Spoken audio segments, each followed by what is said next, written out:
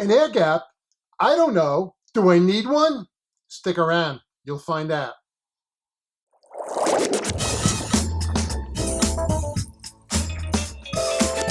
Hey, welcome folks. Bob here from bobsplumbingvideos.com, and what you're looking at here is a dishwasher air gap fitting. And the question is, do you need one? And that's all going to be determined by your local plumbing code. If your local plumbing code says that this is required equipment, you are going to need one.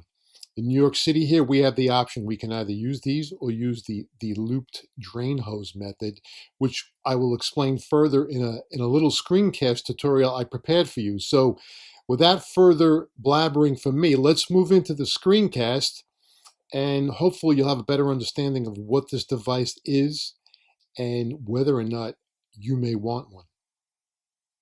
Okay guys, here we are on my little screencast tutorial, and as you're seeing here on the left side, you see the air gap mounted on the countertop. Now in the real world, they're supposed to be mounted on the sink in an additional hole in the sink. Now if you don't have a hose and spray, you can use the additional hose on your sink if you have a 4-hole sink for the air gap. If you do have a hose and spray, you're going to be faced with drilling an additional hole, and depending upon the sink material, that may or may not be a difficult job. If you have an undermount sink, for instance, on a granite countertop, you may have to have your granite people or Corian people, whatever the case may be, drill an additional hole. And I would suggest having that close to the sink, facing the sink, in the event that things dump water, because you don't want to have the water coming out on the countertop. Now on the left-hand side, you're going to see on the top, the dishwasher is actually going into the air gap, and then it's going directly into the tailpiece of the sink. On the lower left, it's actually going into the air gap and then dumping into a garbage disposal. Either or will work. Let's move over to the right-hand side, and you're going to see basically the way I do it here in New York City. Lower right, right from the dishwasher, we're going to loop the hose under the countertop, and depending upon the countertop material, I'll either strap it to the bottom of the countertop or high up on the wall, then into the garbage disposal. And on the upper right, same situation, only I'm going directly into the tailpiece. Now, what is this air gap supposed to do? Basically, the idea for the air gap is, let's imagine, if you can, your kitchen sink being clogged and your kitchen sink starting to fill up. Now, if that water actually got high enough and that hose wasn't up high, the water would actually go into your dishwasher. And it's designed to keep nasty water from entering your dishwasher.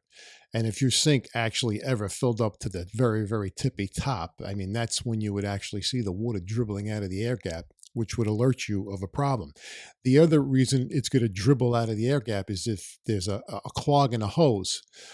For instance, on the disposal side, if there was a clog on the disposal side or a clog on the tailpiece side, and the dishwasher was trying to push out the water, it would actually back out and come out the air gap, and would go over the counter, or hopefully it would go in the sink, and that would alert you that there's a problem. And that's the reason for these things. They don't want that nasty water getting back into your dishwasher, because if it does, I mean, it's a health hazard, A, and B, it stinks. Now, I'll tell you, with all honesty, what I find most times when I open somebody's kitchen cabinet, I will see the dishwasher hose, looped on the bottom of the cabinet.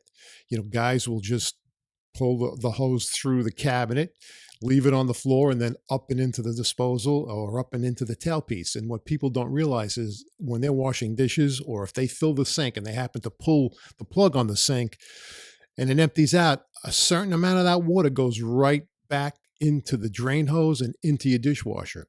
And depending upon how often you use your dishwasher, I know people that use it every day, so you may not notice it as much.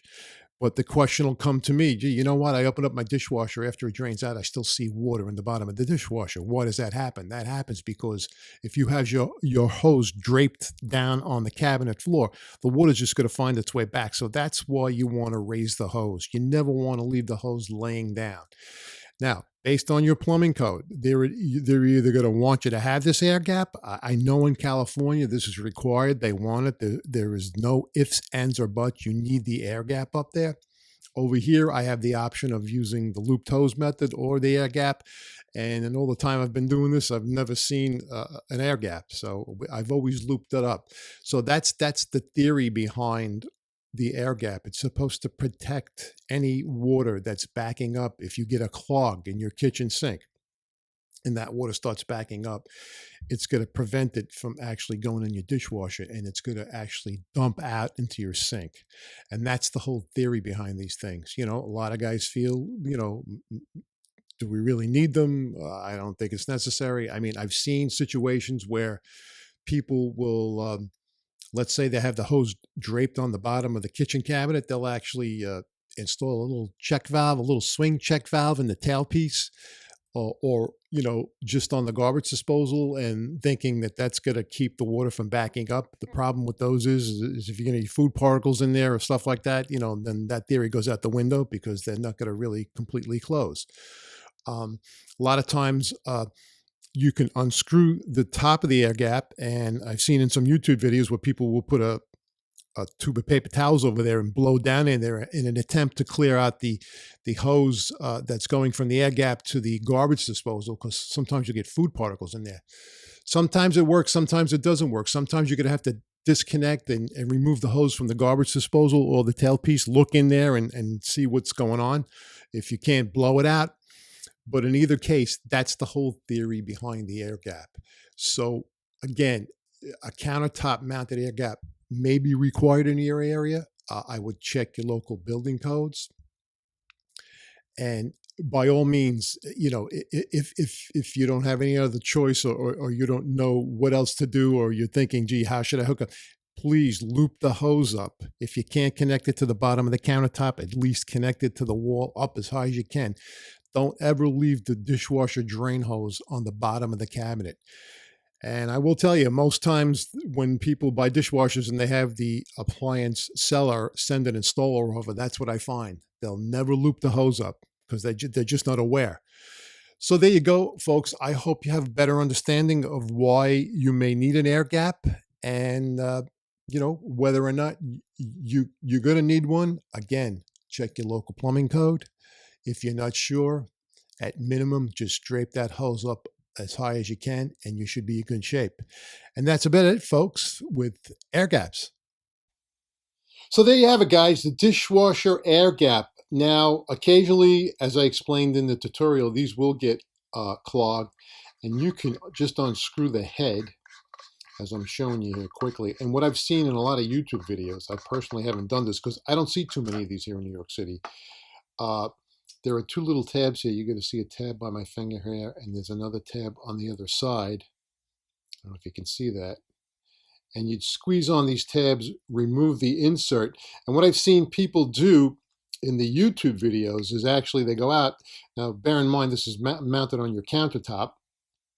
And what I've seen guys do is go out and get a tube of paper towels, and they will push this over here down to the counter, and they'll actually blow on the top of it and try to dislodge whatever's clogging the hose up. But at any rate, again, what you're going to want to do is check with your local plumbing codes as to whether or not you require this on your dishwasher. As I said, here in New York, we have the option of going either way. And I hope this was helpful for you folks. You know, if you were wondering whether or not, or what these were and what they do, hopefully now you have a better understanding. And I look forward to seeing everyone in the next video. And as always, guys, happy plumbing. Thanks for stopping by, and please hit that subscribe button. Hey folks, it's Bob here. If you find these videos helpful, please hit that subscribe button. Also, don't forget to claim your free video series, The 7 Things You Shouldn't Have to Pay a Plumber to Do. And to learn more about how to prevent a plumbing disaster in your home, check out my new video course, The No-Brainer Home Plumbing Inspection Checklist. Happy plumbing!